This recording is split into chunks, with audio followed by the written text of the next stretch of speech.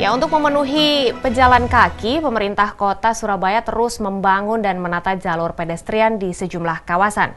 Namun sayang, jalur pedestrian masih saja disalahfungsikan.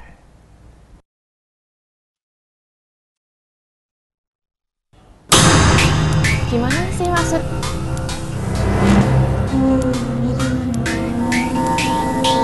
Ya, ini loh Pak, ini kan trotoar. Oh iya, iya dong. Bapak kan betul jalan ya.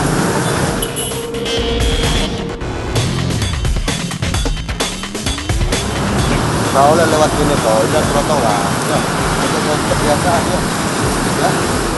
Loh, kan mau pompa itu, pompa apa?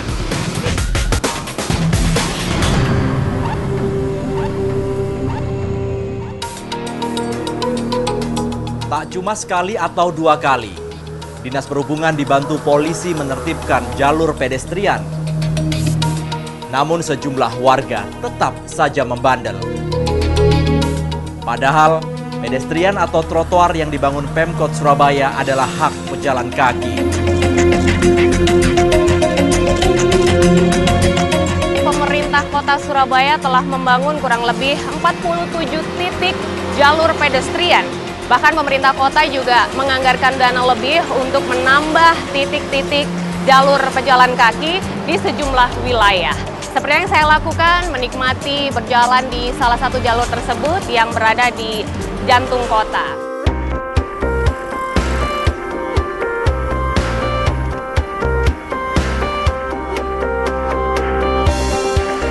Banyaknya penyalahgunaan trotoar membuat warga enggan untuk beralih menggunakan trotoar. Selain itu, kondisi trotoar di beberapa titik yang kurang memenuhi syarat dikeluhkan sejumlah pendatang.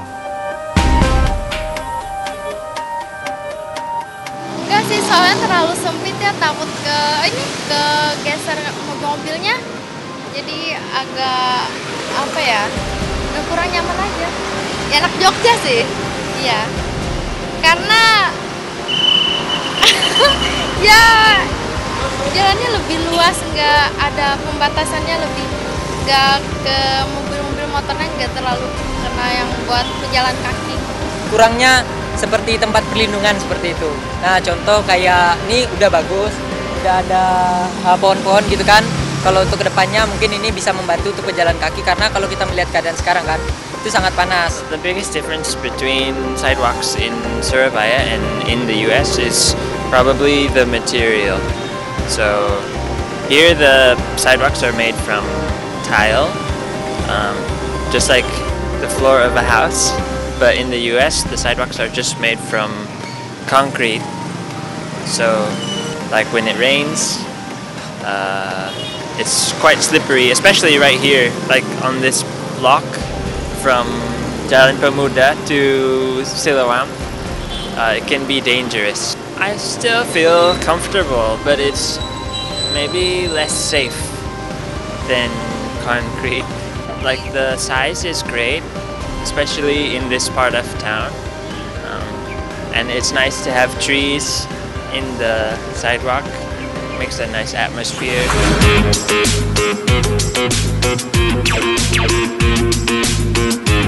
Penggunaan material yang salah dibantah oleh Dinas Pekerjaan Umum.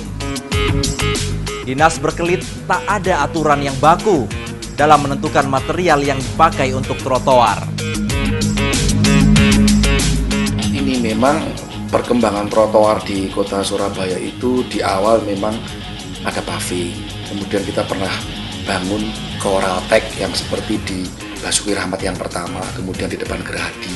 Tapi akhir-akhir ini karena dari segi estetika, keindahan, maka kita membangun dengan material yang granit.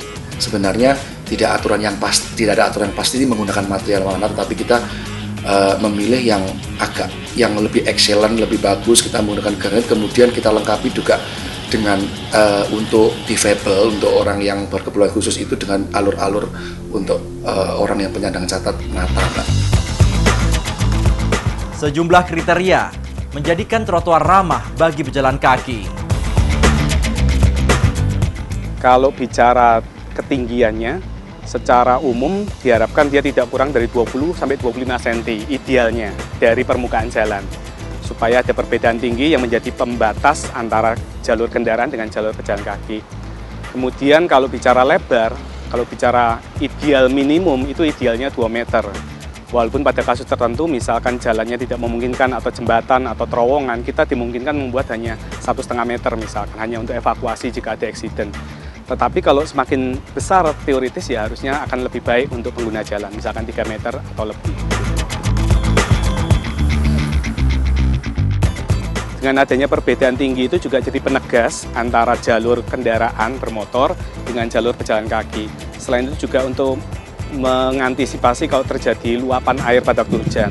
Karena kita tahu di trotoar itu idealnya tiap 5 meter ada lubang bukaan untuk masuk ke drainase.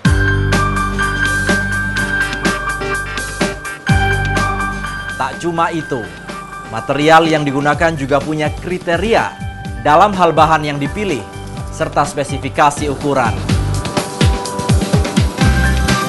Secara material itu bisa dari jenis apapun, selama tentunya memperhatikan aspek pada waktu hujan, pada waktu ada genangan air misalkan, jangan sampai permukaannya itu licin.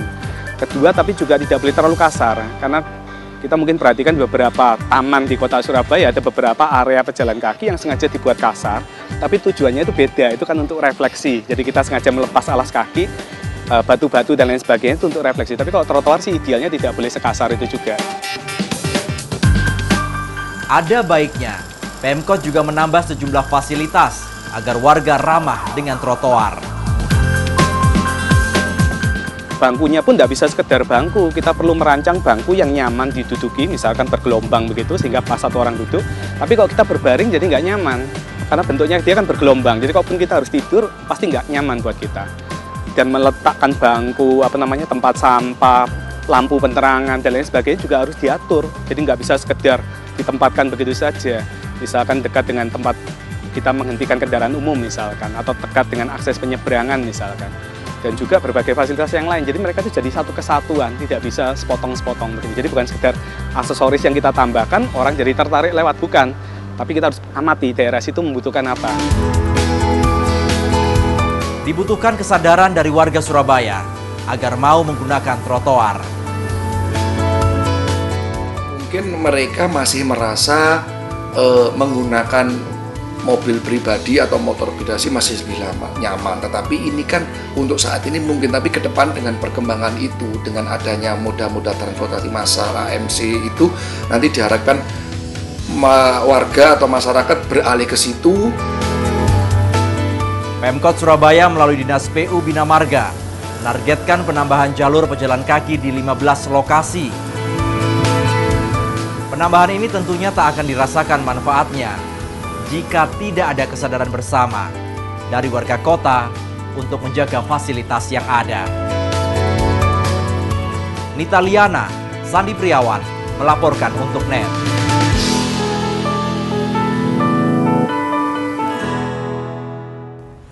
Sayang sekali ya, upaya pemerintah kota untuk membangun dan menata jalur pedestrian masih terkotori oleh ulah warganya sendiri. Dan selain harus ada tindakan tegas, sebenarnya perilaku warga juga harus berubah. Ini kan juga agar keberadaan pedestrian benar-benar bisa sesuai fungsinya.